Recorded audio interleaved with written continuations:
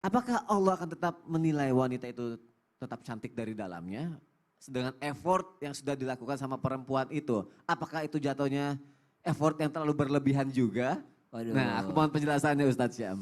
Tapi guruku Ustadz Maulana, Bunda Tuti, Mas Soni serta guru-guru kami dimuliakan Allah Subhanahu wa taala serta para istri yang sedang menyaksikan Islam itu indah, tutorial cantik dalam Islam gitu ya. Tutorial cantik dari dalam Islam, subhanallah. Maka kami suami menikahi wanita itu bukan hanya untuk memandangnya, tapi untuk menyentuhnya juga. Karena banyak yang salah paham, karena effort dia ingin terlihat cantik, akhirnya susah disentuh. Malam maskeran. Aduh. Gimana ciumnya? Iya benar-benar. Subhanallah.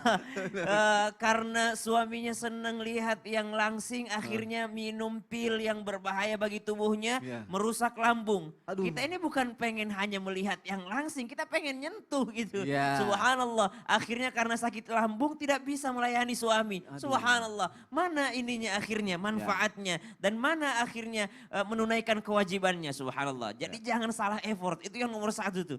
Yang kedua, bagaimana hukumnya menggunakan bahan-bahan atau menggunakan treatment-treatment yang ternyata treatment ini berbahaya bagi tubuh. Kalau berbahaya maka mutlak haram. Misal krim yang bisa ternyata efek jangka panjangnya berbahaya bagi kulitnya walaupun seketika bisa glowing in the dark. Oh, glowing in the dark. Walaupun seketika bisa glowing in the dark tapi ternyata efek jangka panjangnya berbahaya maka itu haram. Oke. Yang kedua, kapan menjadi haram? Kalau dia merubah bentuk daripada ciptaan Allah Subhanahu wa taala. Fala yughayyirunna khalqallah. Salah satu godaan syaitan itu yang paling gede adalah ketika mereka mengiming-imingi manusia untuk merubah ciptaan Allah, subhanallah. Tapi kalau merubahnya dalam bentuk kesehatan itu it's okay. Contoh misalnya ada orang gigi tidak rapi.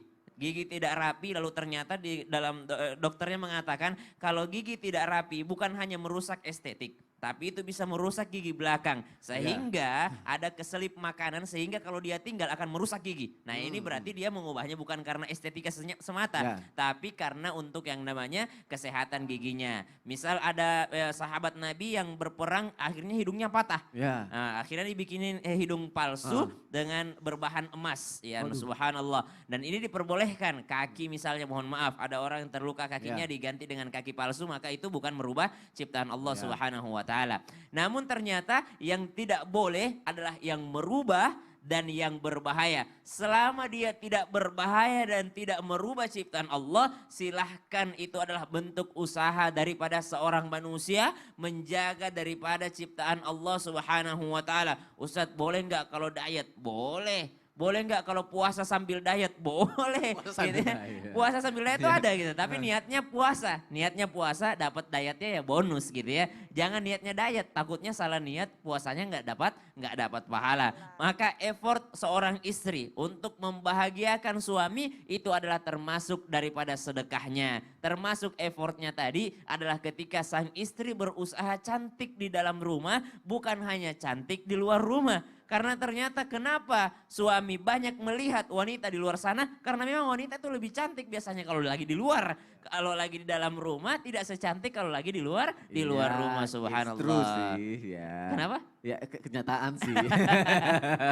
Maka subhanallah effort yang diperbolehkan selama dia tidak merubah ciptaan Allah dan selama dia tidak menzalimi dirinya sendiri atau merusak tubuhnya hanya demi estetika semata. Masya Allah, jazakallah khair Ustadz Syam. Terima kasih untuk Sony. penjelasannya. Jamaah jangan kemana-mana, setelah ini aku mau ngebacain lagi pertanyaan yang sudah masuk ke media sosial Islam itu Indah. Jangan sampai kelewatan, gak lama kok, tetap di Islam itu Indah. Jamaah oh jamaah.